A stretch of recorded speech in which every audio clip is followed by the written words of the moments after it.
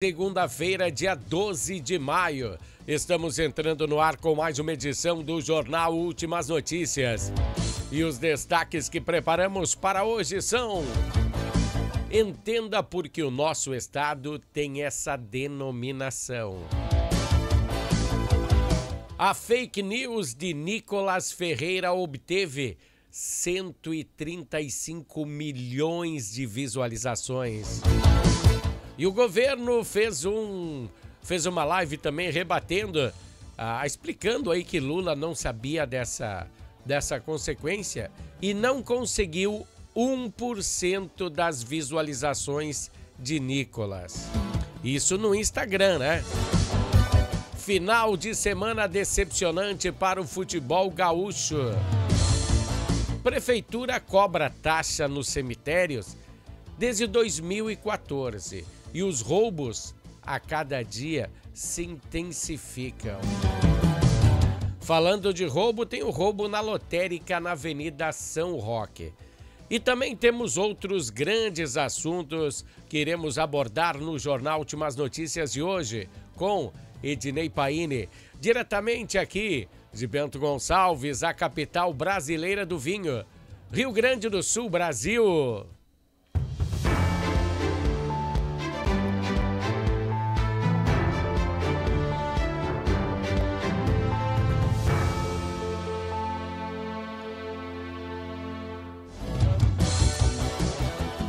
Pessoal, hoje a nossa conversa política, vamos nos abster das redes sociais.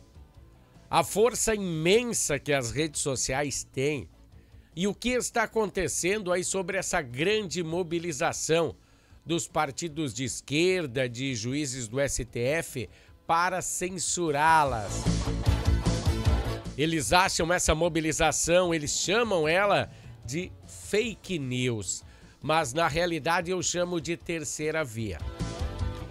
Pois depois de começarmos a pensar fora da casinha, de termos outros lados para vermos, sim, houve uma terceira via. Antes nós tínhamos só uma opção, as grandes mídias, elas que ditavam as nossas regras. E nós tínhamos poucas referências, não tínhamos meios de verificar se as ideias que estavam sendo impostas a nós eram verdadeiras, ou se era aquela que nós gostaríamos de seguir. Então a repercussão não é a favor de quem pensa dentro da caixa. Essa repercussão, ela é para você que quer mais opções, a não ser aquela que aquela TV fechada passa para você todas as noites. Olha, nós temos que ter uma ideia. Quando a repercussão na internet não é a favor da esquerda, as autuações não são percebidas. Mas quando ela é de direita, elas começam a ser percebidas. Pois não vi até agora nenhuma sanção repreendedora contra aliados de esquerda, aliados do governo, do STF, nenhuma sanção nas mídias sociais sobre esse pessoal. Olha que eu já vi muita coisa ruim postada por partidos de esquerda. Desde aquele jogo com o futebol com a cabeça do ex-presidente, até argumentos para soltar Adélio Bispo por causa da anistia. E falando nisso, né, até agora são 2 anos, 7 anos então, que não se sabe quem impulsionou ou quem investiu dinheiro para que Adélio Bispo cometesse aquele ato criminoso. E a razão do porquê, ninguém sabe o porquê ele fez isso. E logo depois do crime, né, apareceram de helicóptero advogados, os mais caros do Brasil. Eles se mobilizaram e resolveram ajudar Adélio Bispo sem custo algum. O homem que tentou assassinar o ex-presidente, né? Bom, esse contexto foi só para explicar, para você entender como as redes sociais têm força e como faz tempo que as grandes mídias não enfatizam esse assunto. Então vamos entrar no assunto do vídeo, né, de Nicolas Ferreira, que a gente vem falando aí. O deputado de direita que teve uma moção gigantesca, 135 milhões de visualizações somente no Instagram. 135 milhões. É muita gente, né? Quando ele falou do rombo do INSS. E depois desse vídeo, ativistas de esquerda estiveram nas redes sociais tentando justificar o que o governo fez. Por que não foram presos o pessoal que roubou? E ainda mais explicando por que o dinheiro, em tese que será devolvido, que até agora eu não vi nada, ele vai ser retirado dos cofres públicos em vez de cobrar do pessoal que roubou. Para que se tenha uma ideia, apoiadores do governo tiveram uma audiência, que fizeram esse vídeo, tiveram uma audiência muito baixa. Nesse vídeo falando de Nicolas Ferreira. Eles conseguiram apenas 1% da visibilidade que Nicolas teve. Então eu me pergunto, onde está o eleitorado do presidente Lula? Pois foram 60 milhões de eleitores. E hoje praticamente todos no território nacional têm celular. Então não tem esse negócio de o eleitorado do Lula não tem celular. Todos têm. E me baseando nisso, é que a audiência dos aliados do governo deveria ser maior. Fica aí a minha dúvida. É minha dúvida, hein? Por que o governo que ganhou as eleições não pode sair à rua? Os ministros do STF, por que eles não dão mais palestras? Como viriam aqui para Bento dar e foram cancelados? E por que o governo que perdeu as eleições junta multidões quando sai à rua? Mas esse é um questionamento que eu quero deixar na cabecinha de vocês. Como eu me pergunto, será que não tem algo de errado nessa matemática? E se me questionarem muito, amanhã eu voltarei com as porcentagens. As porcentagens dessa última eleição aí, eu estava vendo aí, tá bem complicada, né? Então voltaremos amanhã com mais algumas questões enigmáticas no bloco Entendendo a Polícia. Então, entendendo a política. É que a polícia não se mete aí, né? Pessoal, vamos passar agora a falar de esportes.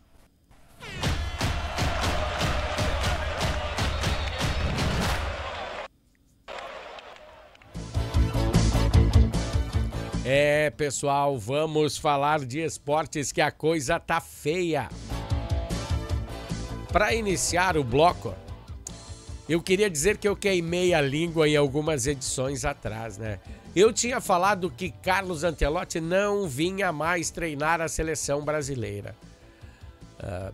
Na realidade, o salário que ele vai receber na seleção brasileira é muito menos que a metade do que ele ganhava lá. Não sei se vai ganhar alguma coisa a mais agora. Mas agora sim, ele foi anunciado oficialmente como técnico da seleção pelo presidente da CBF. Então eu errei feio. Bom, eu sei me retratar quando eu erro. É que futebol é uma coisa imprevisível. Se eu dissesse para vocês que o Inter ia tomar 4 do Botafogo, ninguém iria dizer que é verdade. No entanto, foi o que aconteceu.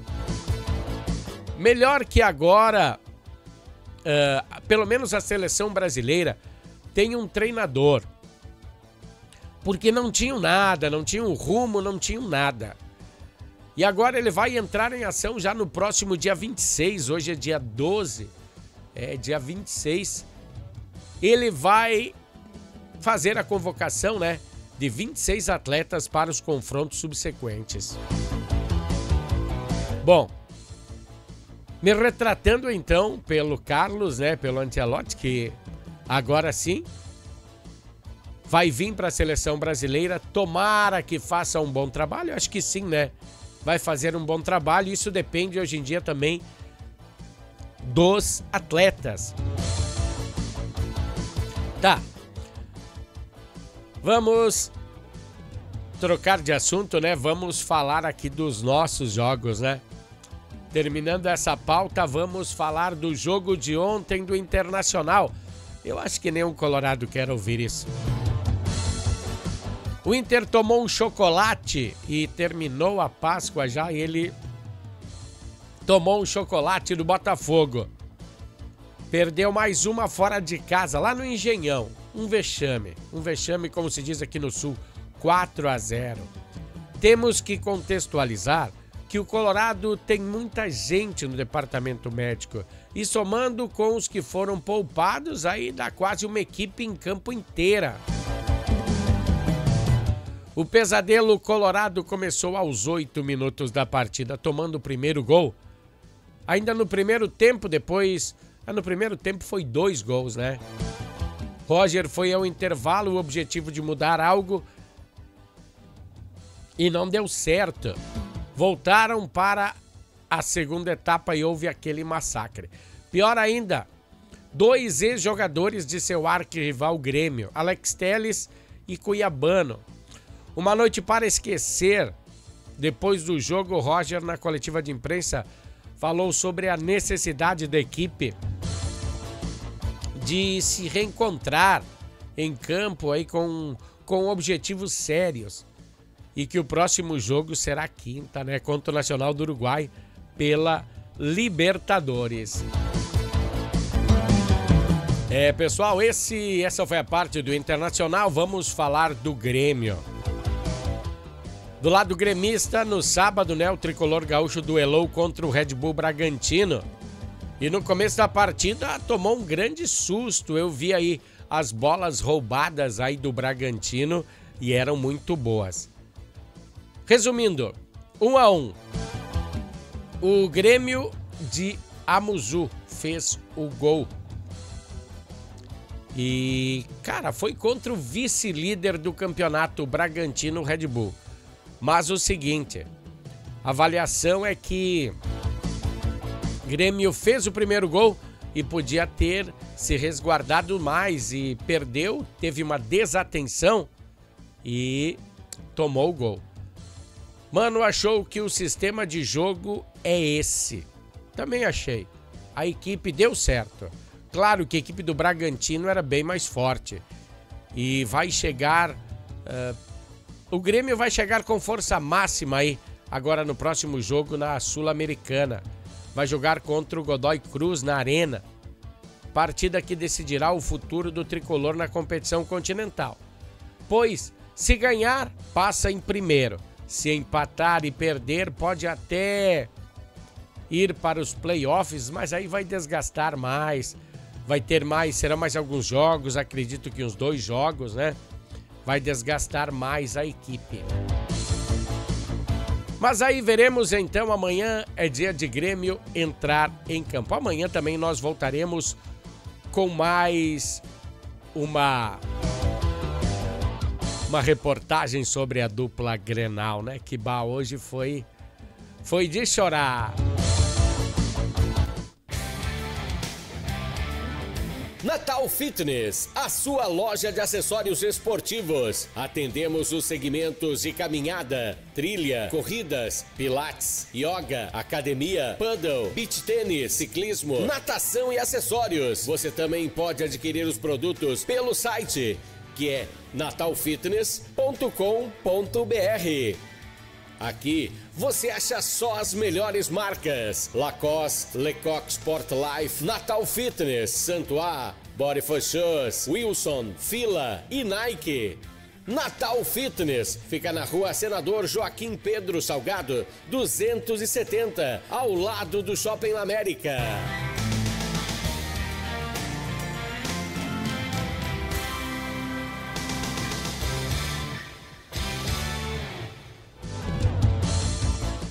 Pessoal, vocês têm visto aí que a minha voz tá um pouquinho comprometida, né? A garganta tá comprometida.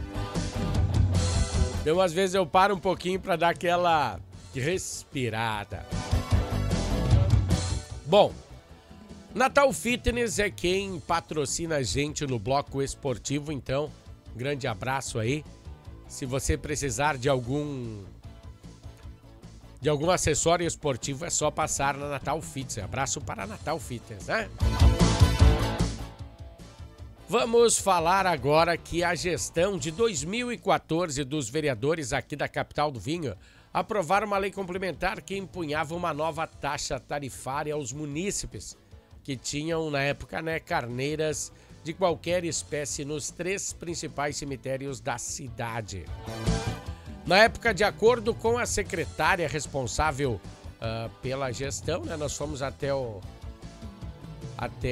responsável por isso, né?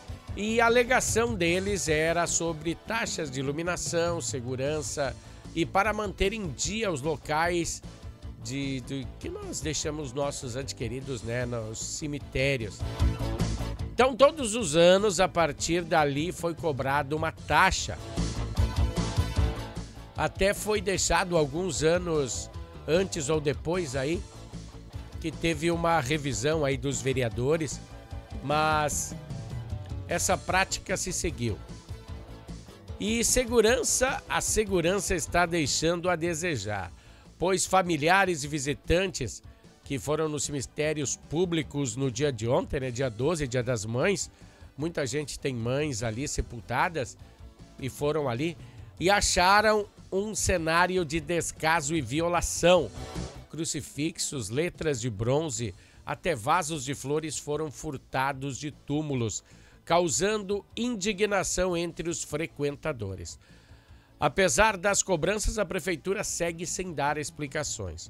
O cemitério municipal central traz relatos que indicam furtos que vêm ocorrendo há meses, mas se intensificaram nas últimas semanas. As denúncias não se limitam ao centro da cidade, também ao cemitério do bairro Santo Antão. Lá no Santo Antão, pelo menos 18 túmulos foram violados nestes últimos meses. Deixa eu abrir aspas aqui. Levaram letras, crucifixos e castiçais, quebrando portas e vidros das capelas, relatou uma frequentadora que lamenta a ausência de medidas protetivas pela prefeitura.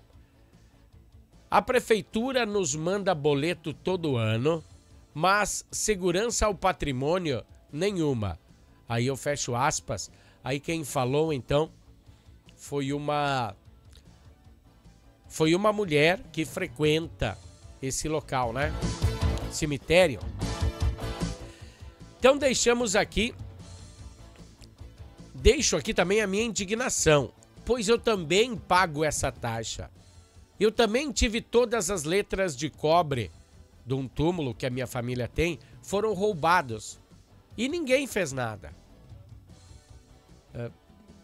Sem contar que o cemitério fica aberto somente até as 18 horas. Todos os dias até as 18 horas, mesmo no verão. Pelo menos é uma placa que está lá na frente que fala. E que quem trabalha até as 17h15, 17h30, tem pouquíssimo tempo aí para visitar os túmulos. Mais um problema aí para a gestão da capital do vinho intervir. Vamos ver o que vai acontecer agora com esse pessoal aí reclamando mesmo. Vamos a um pequeno comercial, o comercial da Harmony, nós voltamos em seguida. Harmony Sonorizações. Mais do que som e luz, a Harmony Sonorizações oferece para você um serviço com mais de 30 anos de experiência em festas de casamentos, eventos corporativos, palestras, aniversários, baladas e shows musicais. Devido à qualidade em seu trabalho, a empresa se tornou uma referência em seu segmento. Harmony Sonorizações, o som na medida do seu bom gosto.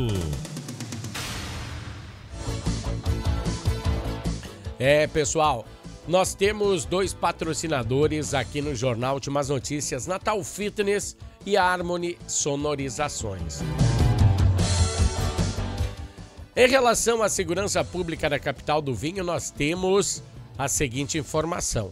Na madrugada de ontem, domingo, equipes da Brigada Militar, por meio do 3º Batalhão, prenderam um homem de 32 anos por furto qualificado em uma lotérica no bairro São Roque, em Bento Gonçalves.